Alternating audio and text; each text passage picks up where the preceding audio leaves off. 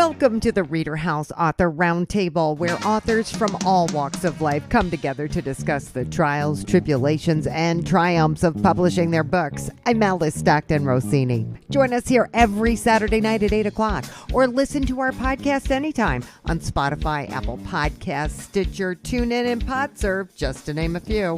The Author Roundtable is sponsored by ReaderHouse Online Bookstore, where independent new authors come first. You know, when you're a first-time author, it sure doesn't hurt when a Broadway playwright likes your book enough to write a glowing review. Larry Kerwin did just that for Frank Perero, and there were others, but we're talking about Drive Through the Night selected poems with New York City as his backdrop. Hello, Frank here. How you doing, Frank? Alice here. Oh, hello. Okay. I'm wonderful in New York City. How are you? Nice to hear from you. It's nice to be heard from. That's what I say. Do you know what's funny? I just had a very serious medical issue. But listen, I'm fine. November 3rd, just a little over 3 months, I actually had open heart surgery, and I had a triple bypass with a ruptured aorta and an infection. So for a bit, I was a little bit, it was touch and go. So when people say to me, "It's nice to see you," I said, "It's nice to be seen." So Alice, it is nice to be heard from. I'm telling you. But again, I'm fine. It's nice to be heard from. Going great. I feel wonderful, and Frank, give me some background on you. Larry Kerwin. He is, a playwright, and, he's an old friend of mine, and he was a help in my creative process, so to speak. And he likes your poetry. Oh, yeah. I was around him all the time that I wrote it, and, he was kind enough to grace me, with such words. That really made me happy. I've been working in local politics here in New York City for the past 18 years. In fact, I was a candidate for city council here in New York in 2013. So, I do the occasional readings for the New York Public Library, and a reading here or a reading there, just for a few dollars. But I have worked in the corporate world for many years. I was working at the Hyatt Hotel. But I've been working for the last about 20 years as a campaign manager and an advisor in political circles, working with, many candidates. And that's actually been my focus. When did you start writing poetry? I've been writing poetry my entire life, and, weaned on those old ballads by, Longfellow, the village blacksmith, and The Highwayman, and, Annabel Lee by Poe. So I've always been, writing poetry, and, ever since, obviously, college, I was a creative writing major, and it's, I had stuff published in Dublin in 2014, again, ballad type poems. So I'm just very, I just love the ballad poem, the cadence and how it kind of gets to the reader's mind faster than, a lot of, the open verse and, highbrow stuff. You know what I mean? It's, yeah, I do. I just like, boom, get to the point and, tell a story and, tell the truth. And, that's why I'm so happy about this, this collection. Every single last piece in there is based on truth, either the exact situation or the exact character or an offshoot of a situation or character.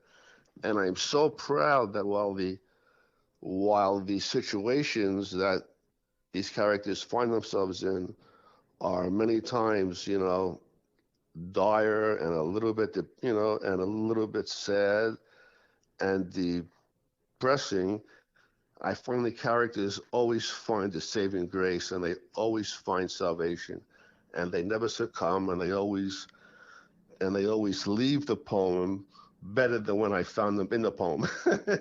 If that makes sense to you. No, really. And are most of your poems based in New York?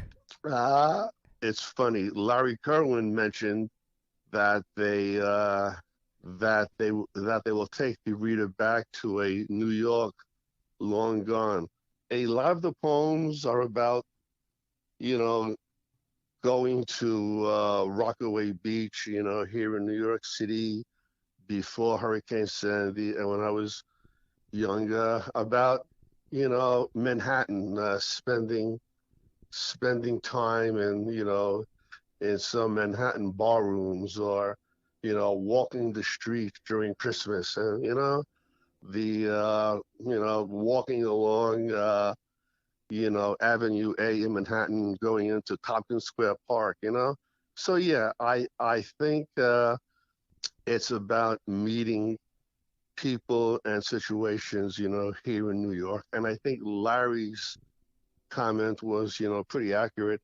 At first, I didn't quite get his comment, but then I realized, yeah, everything that it takes place with New York area or New York types of people, you know, as opposed to a, as a general, you know, pool of people. So yeah, that's a very cool thing to, discuss. Would you like to share one of your poems with me? Sure. I will share the title poem, which is called Drive Through the Night. And the great part about this poem is when I wrote it probably 10 or 12 years ago. And when I wrote it, it was published in Dublin, Ireland, of all places, by Seven Towers Press. But when I wrote the poem, I read it to my then 90-year-old mother. And I said, okay, Mom, what is this poem about? And without batting an eye, Alice, she says, it's about perseverance. And darn it, she was so right. It's about perseverance and going on when things seem a little bit bleak. And, and it's called Drive Through the Night. And this is the title poem. Okay? Sounds good. Okay. Here it goes. Her image has faded the last couple of weeks. A ghastly outline is all that remains. And when her memory is forever erased, new photos will appear in my mind's picture frame. That day, though, is a long time from now, so I'll patiently wait for each new dawn's light. And the only way for me to survive is to jump in my car to drive through the night. Sometimes it feels I'm the only one living, a speck of light in the distance to focus on. And I still have a good 4 or 5 hours to see if my solitude can outlast the dawn. Most times it's lonely. I start seeing mirages as I mix a concoction of self-doubt and fright. Yet somehow I know what it is I am missing can only be found if I drive through the night. The night is forgiving as the day never is, for only the brave will tempt the night's wrath. And if you just make it through those few cursed hours, the dawn will reveal a brilliant new path. But the day's path is littered by those beaten down, defiled and bloodied by an indiscriminate life. They all tried their best but died never knowing the only way to survive is to drive through the night. It's about perseverance, Alice. Yeah. Just, and again, it gets lonely and it gets sad when you're in the throes of doubt and, you know, and the poems are about losing friends and sometimes losing family and always trying to find a positive side to it. And the characters in the poems always find themselves and they always find redemption. Not one character in the book, succumbs. And that's what I am most proud of, you know? Really, no, really. It's, again, I've had poems published, bits and pieces. But as far as my first collection, and between the two of us, it was supposed to be published, maybe 4 or 5 years ago. Except my mom passed in 2019, and that kind of threw off my curve. That'll do it. And the best part about it is the response has been so incredible. That, I mean, people calling me and calling other people to read poems over the phone and this and that. And I would just tell you one very, very fast story, which really, I mean, it just breaks me up. I have a poem called Sign of Life. And I remember writing it. I used to go to you talk about New York City. I used to do a lot of writing in the daytime when I had time in a New York City pub. And I remember there was an older gentleman. He was a blue collar guy. He was a Korean War Marine vet. And my father was also a Marine. So we began to talk. And one day he said to me, "What are you writing?" And I had this poem and I gave it to him. I said, "Here, Mike." He said, "Oh, thanks." All right. Didn't see the guy for about 2 years. And I said, "Hi, Mike, how are you?" He says to me, "Hi, how's the book?" I says, "Mike, everything is coming along fine, and the book should be out shortly." He goes into his wallet. He pulls out the piece of paper that I gave to him with the poem several years before that, and it was all yellowed and brown. And I said, "Mike, you kept this poem in your wallet all this time?" And Alice, he says to me, "Frank, it's the story of my life." And I felt so sad because the poem is about, being alone in a city and, it's cold. And I said, gee, if this poor guy, a Marine vet and felt this way, God Almighty, how many other people feel this way, but they don't, or they don't admit it, or react. So that's my story, and I'm going to stick to it. And you're doing readings, right?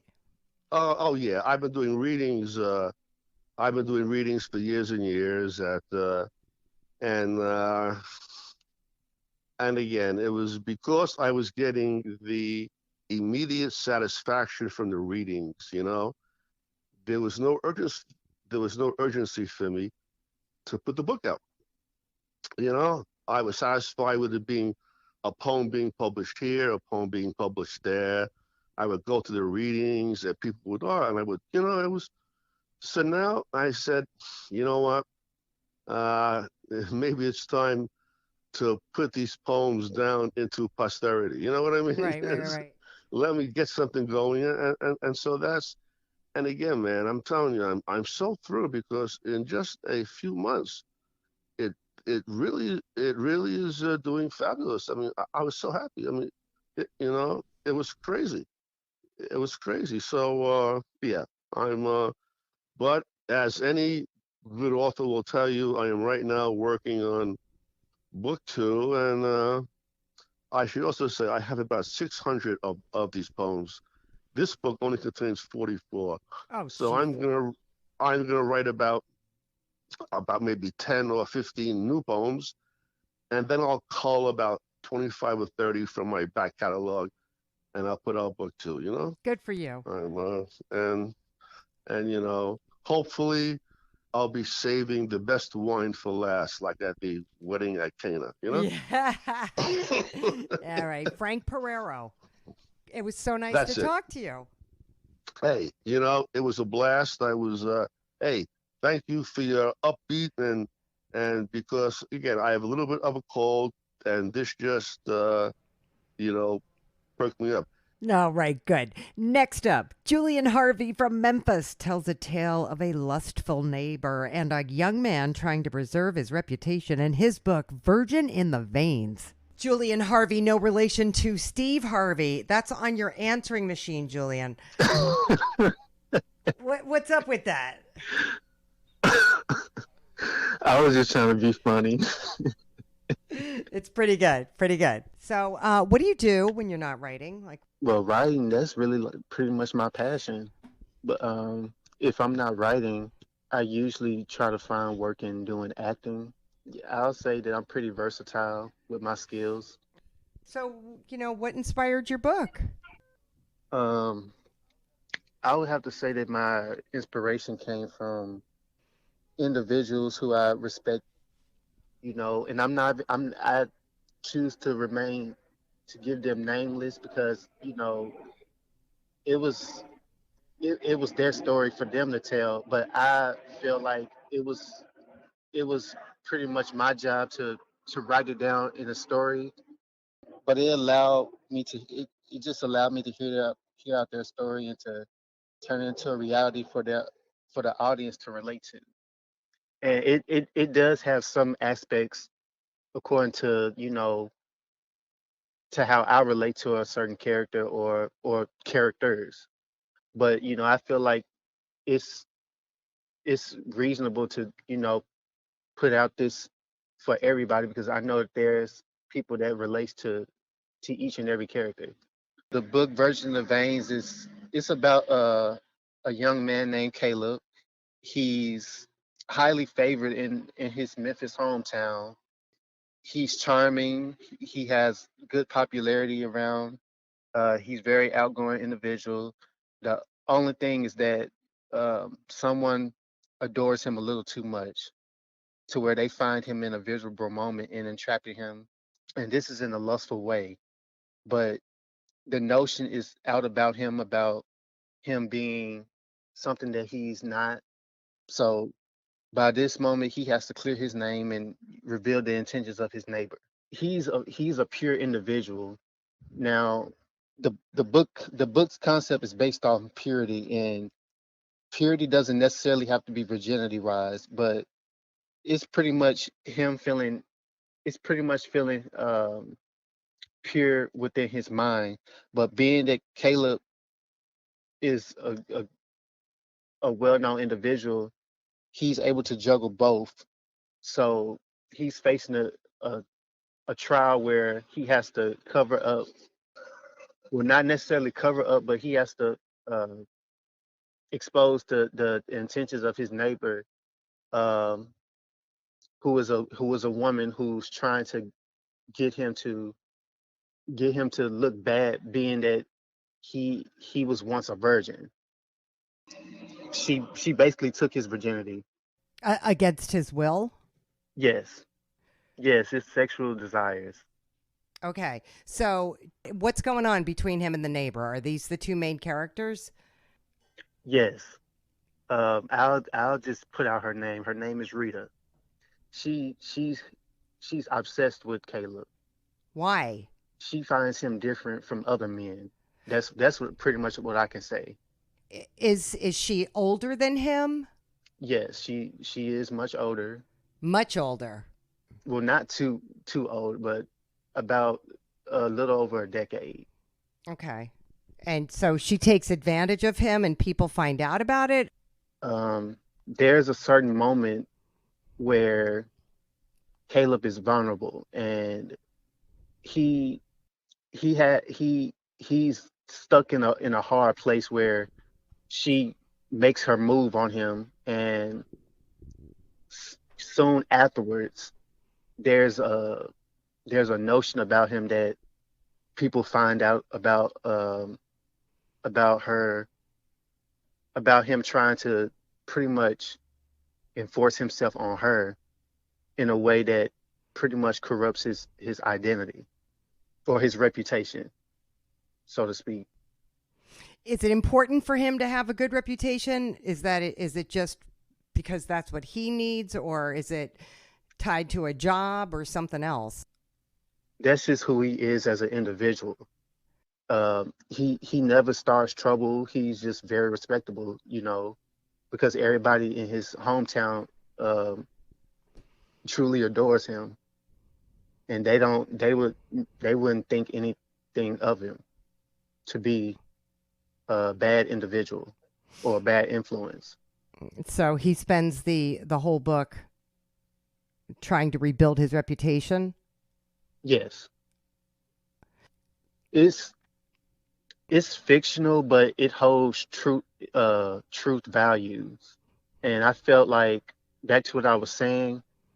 I was talking to individuals that I want to, keep concealed, and they was telling me situations that were pretty serious with their life, and I felt like I just wanted to take the liberty to tell it into a whole a whole new way, a whole new version for people to relate to.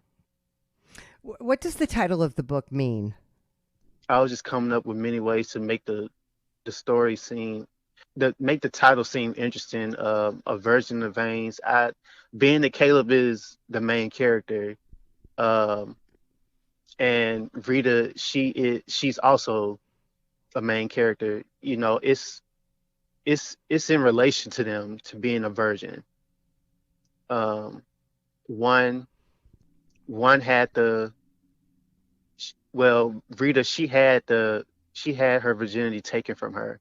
I'm not gonna get into too much detail about it, but she grew up, resenting individuals that harmed her in a way to where she sees she sees a lot. She sees Caleb to being a different individual, and she took she took a vulnerable moment to take his virginity, and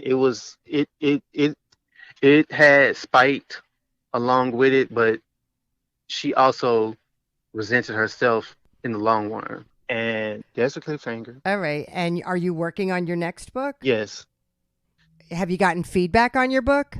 I would say it wasn't like a huge critique, but people enjoyed it. Like, have reached out to me and was like, they couldn't really put the book down.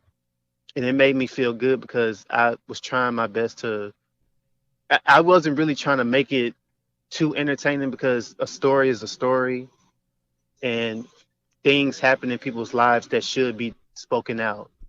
Did you enjoy this process?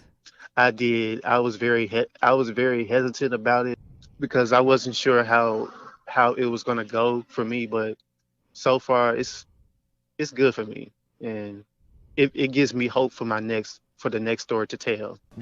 All right. Well, we hope you've enjoyed this edition of the ReaderHouse Author Roundtable, where authors from all walks of life come together to discuss the trials, tribulations, and triumphs of publishing their books. I'm Alice Stockton Rossini. Hope to see you back here every Saturday night at 8 o'clock, or listen to our podcast anytime on Spotify, Apple Podcasts, Stitcher, TuneIn, and PodSurf, just to name a few. The Author Roundtable is sponsored by ReaderHouse Online Bookstore, where independent new authors come first.